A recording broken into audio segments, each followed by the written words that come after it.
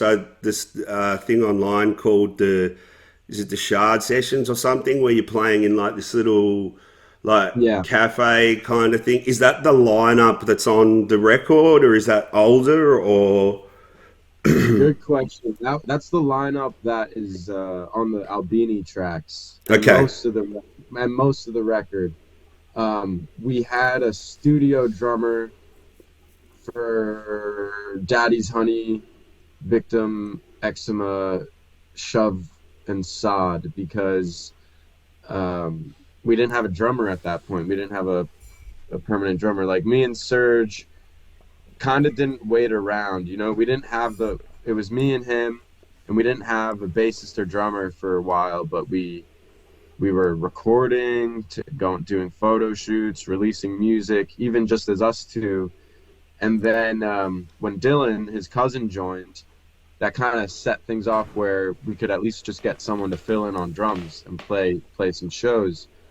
So we did that for a year. It was kind of mental. We went through so many drummers and people just filling in just to make the shows happen. We had a friend of mine, you know, fly to LA with us when we played the Whiskey A Go Go, and then we had a different drummer come with us the next time we went, and it was kind of tough for us. It was our sound was inconsistent and everything, but yeah, in that session, that was the drummer that went with us to Steve Albini, Egan Miller. He's a great drummer from our town, but he just has his own projects and is in a bunch of bands and didn't really have the time for our kind of schedule. So he left the band, not long after we recorded with Albini. Um, but yeah, that was a great lineup. But the one that we have now, Lachlan, we just met in February, or he joined the band in February, and that kind of has been a godsend for us. Like we finally have like a cohesive image and able to practice and retain everything that we're building. But yeah, Egan was on the record, on like half the record, and then half of the record was just a drummer from Brooklyn that our producer set us up with, so we didn't have to wait forever to record. It's been interesting. We always pick drummers that are really good, so we don't have to practice that much. We kind of show them the song and tell them a few things here and there, and then they just rip it. So a lot of what we've recorded has not been practiced that much, which is also rock and roll. well, yeah, that's cool. It gives it that vibe. You can tell that. Yeah. So the lineup that you've got now, like, because it's like relatively solid, or as solid as it's been. Are you going to get them more involved in like helping out with the songwriting process, or is it still going to be mainly you and Serge going, guys, this No, is what we've got? yeah, no, absolutely. We want to work as a band. We like that Beatles thing of everyone contributing, and Dylan will start a song on bass sometimes, and Serge and I will write around it, and Lachlan, our drummer, is crazy at guitar. We've always had drummers that are really good at guitar too, so it's kind of like a That's blessing handy. and a curse. But That's handy as well. yeah, it's handy. So yeah, we're gonna try to write all together. It's a very classic band setup. Serge or I will write a song alone or together and bring it to the band, and then everyone brings something, and the songs just kind of develop, or someone will, or drummer or bassist will start something off, and we're down for anything, Yeah. any any way that it can happen, we'll Yeah. do it. We have some really cool shows coming up. We have a show at Rough Trade, which is the record store and the label. They did an exclusive, the gold version of our album. This one right here. Yeah, is a Rough Trade exclusive. So, yep, yeah, and A ripper for everyone that's out it's there. it's sold out. It's sold out in the UK, and it was number 36 on the record store vinyl chart, which is crazy. We Really? charted, yeah, we charted in the UK. But all the records sold out from the stores, and you know, it's an independent label. I don't know if they got restocked, but we're just like we're lagging in the US, so we had an idea to do an in-store performance with Rough Trade, and it's going to be at Rockefeller Center at 30 Rock, which is the new location for the Rough Trade store. And so that is July 25th. We play at Rough Trade, New York City, Rockefeller Center. That's And right. then, That's right. We'll bring all that up. yeah, We'll bring all that up on the and the bottom too. Franz, don't forget to do all that stuff. We've got to get these tour dates up as well for these dudes. Yeah, they're nodding at me. They're nodding at me. And they're nodding at me and saying, "Focus on what you're doing, Richo, you idiot." and then we're playing this historic venue called Cafe Wah in Greenwich Village. It's where Velvet Underground, Bob Dylan, Jimi Hendrix cut their teeth. And Hell yeah! yeah, I was actually New Year's Eve. I was in Greenwich Village and I was just talking to the door guy, and he gave me a card, and I was able to book us a gig at this great venue through that. Of course you did. Um, Of course you did. You yeah, just went in there with sizzle and said, "Give us a show, man. Give us a yeah, show." literally. And so those two gigs, I think, yeah. So Rockefeller Center and Cafe Wah coming up in July and August. Pretty stoked for that. And then, as I said before, we're trying to tour the UK with Catatonic Sons. I think tentatively in February 2024. Yeah, that's awesome. How do you go Mhm. about organising? Like, if you were going to do a tour or hit up the UK, is that like self-funding or like have you got Yeah. management and stuff like that? I mean, I know because you guys are so young, obviously it's still hard to get the sheets together or the dough together to do these things. It costs a lot of money, you Oh know. yeah. I mean, I'm still kind of broke from our last LA trip. But yeah, we self-fund everything.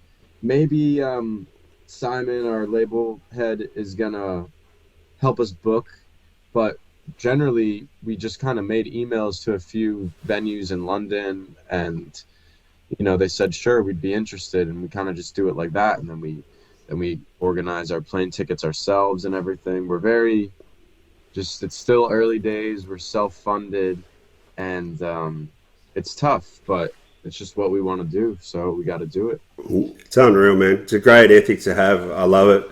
Totally excited for it, and I know those shows are going to be killer. And like I said, the sooner we can get you down here, the better. Um, Yeah, I'm interested in that too. I would it's a love. long flight. What are you going to do on the plane? You're going to have a lot of things to read or listen to.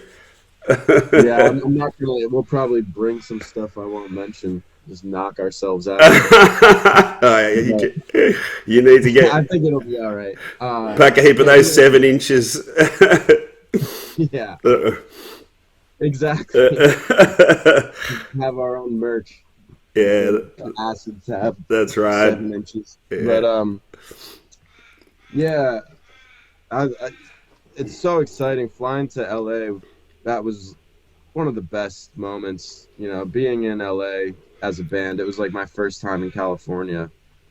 Um, it was like one of the best moments of my life. So it's like for all the hard stuff that it is to be in a band, you get rewarded like that. Just like a magical moment where you're like out in Los Angeles playing the Whiskey a Go Go and on Venice Beach, and there's mountains in the distance, and Totally, man. You're on the right trajectory. I mean, it sounds amazing, and it would have blown me away as well. Particularly at your we guys' age, far out. one of the first things we did when we got to LA, we drove to the site of the Manson murders, Cielo Drive. Um, Oh, what was that and like? oh, They yeah, drove to so them. They drove to where the Manson murders were. How cool is that?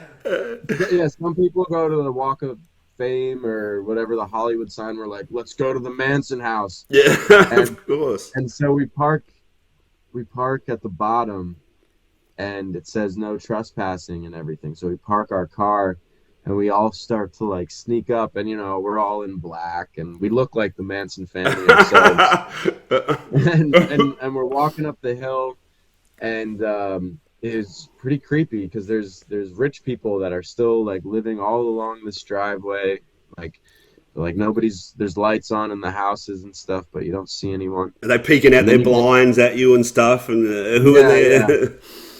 and then you get to the top, and we could see the gate, to the Roman Polanski house, and No way.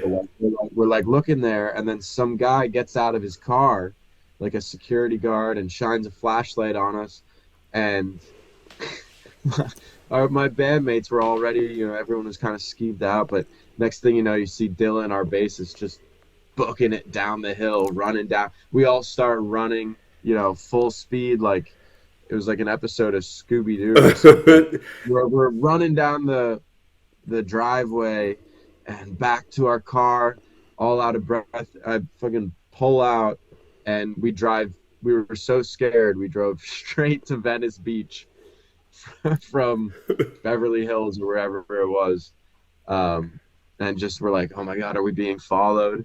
But yeah, we almost got nabbed by the security guard at the Manson house our first day in LA. That's cool. So they still have security. Has it changed much, or is it still like Polanski as, or is it like all hidden? Can you actually see in there and stuff? I was looking in there, and the gate and everything looked kind of ominous. It seems like there something's still going on there. I don't know what though, but yeah, we were driving around Laurel Canyon, which I don't know if you know why we're named that, but it's a very Tell us about that. yeah. So it's basically a synonym in our minds for MK Ultra, which is back in the 50s and 60s when the American government was basically testing acid and seeing if it could be used for mind control. And basically, Serge and I are kind of interested in sort of esoteric political topics, and we were doing research about how Laurel Canyon as a neighborhood was like this incubator for rock bands that were had connections to the military, and some that like the Doors, the Byrds, Frank Zappa, all their Totally, parents were like high level military. And totally, yeah. when we learned this, we were like kind of like awestruck and like, oh my God, the counterculture that influences our personalities is manufactured by the government that you're supposed to be protesting through Yeah, the counterculture. Like Jim Morrison is the anti-war icon, but his dad was involved in the false flag operation that started the Vietnam War. yeah, right. And it's just all right there on Google and in the history books, Yeah, but they right. kind of they don't really direct your attention to it necessarily.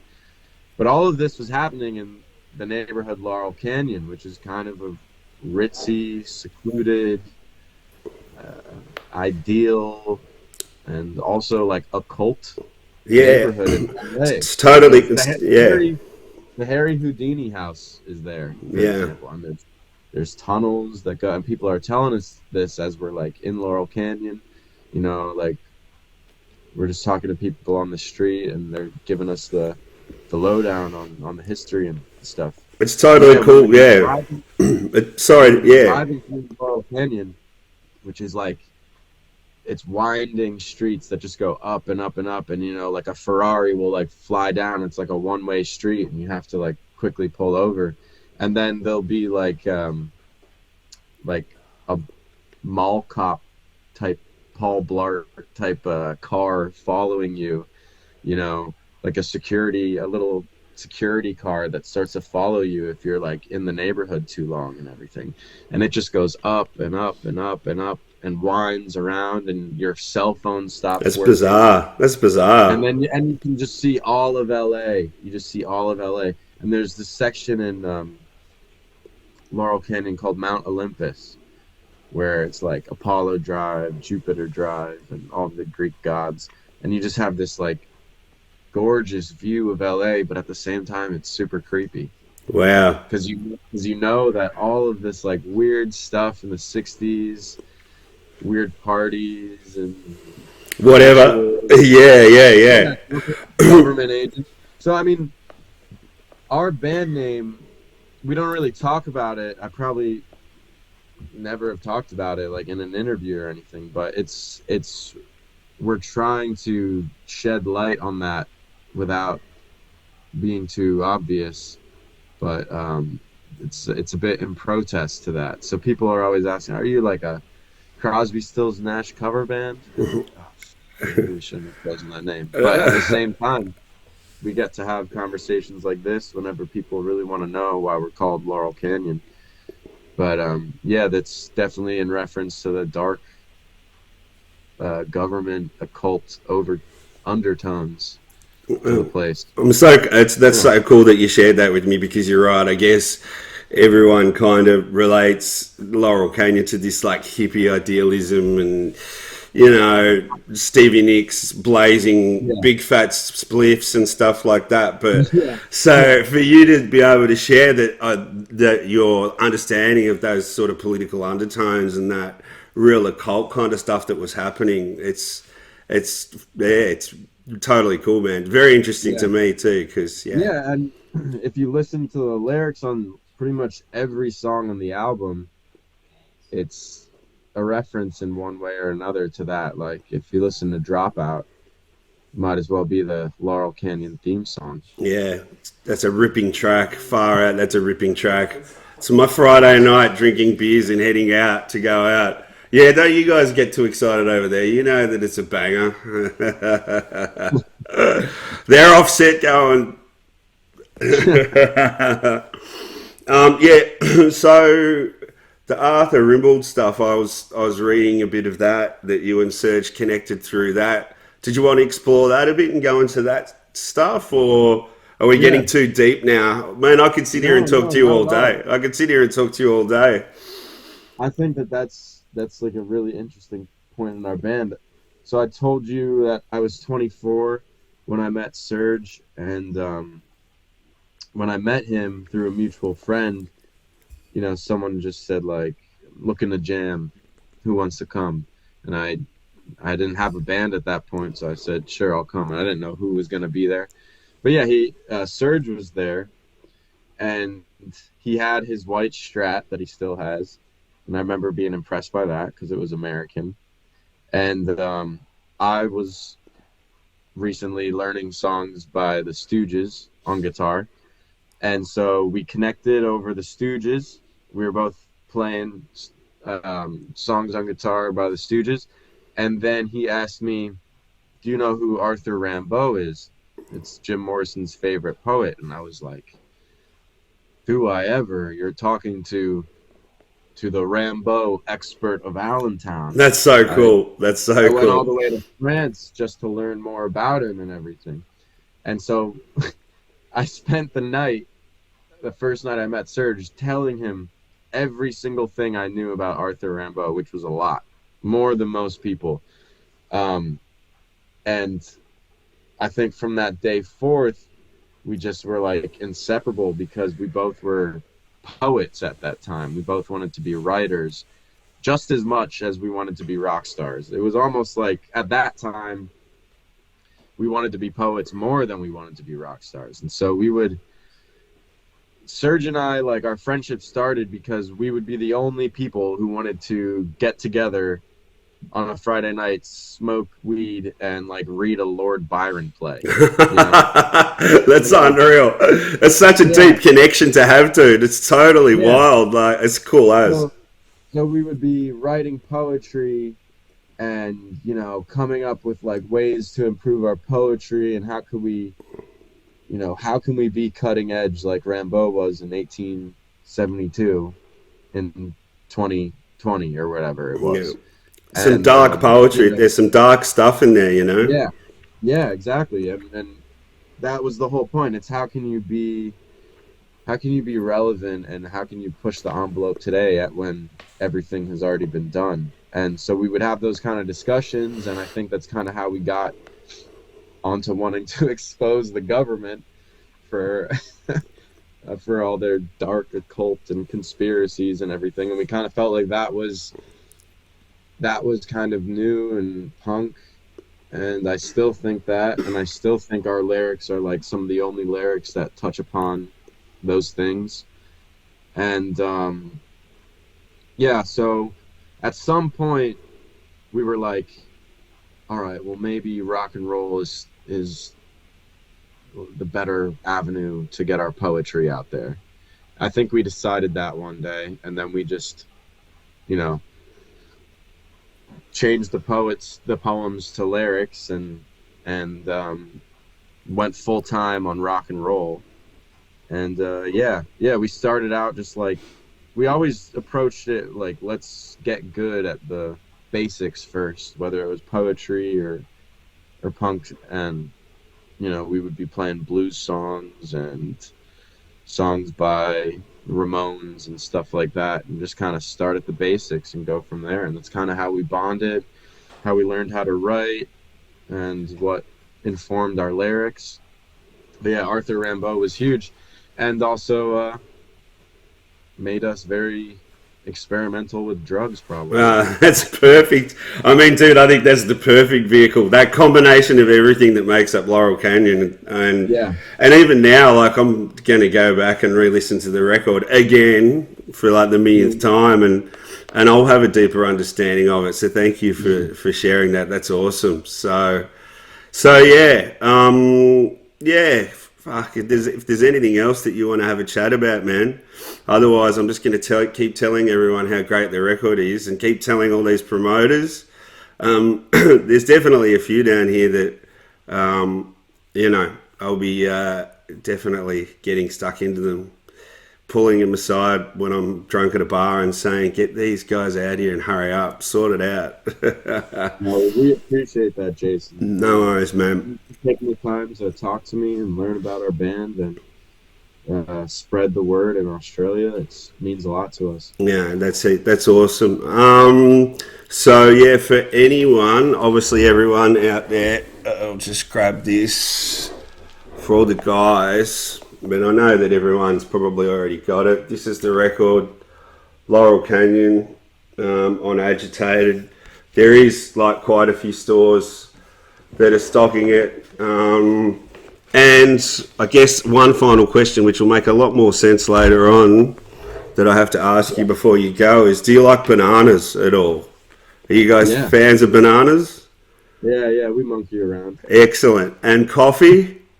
Yeah, oh, with our late nights, yeah, we wouldn't survive without it. Yeah, excellent. But whiskey, acid, and weed above everything, obviously.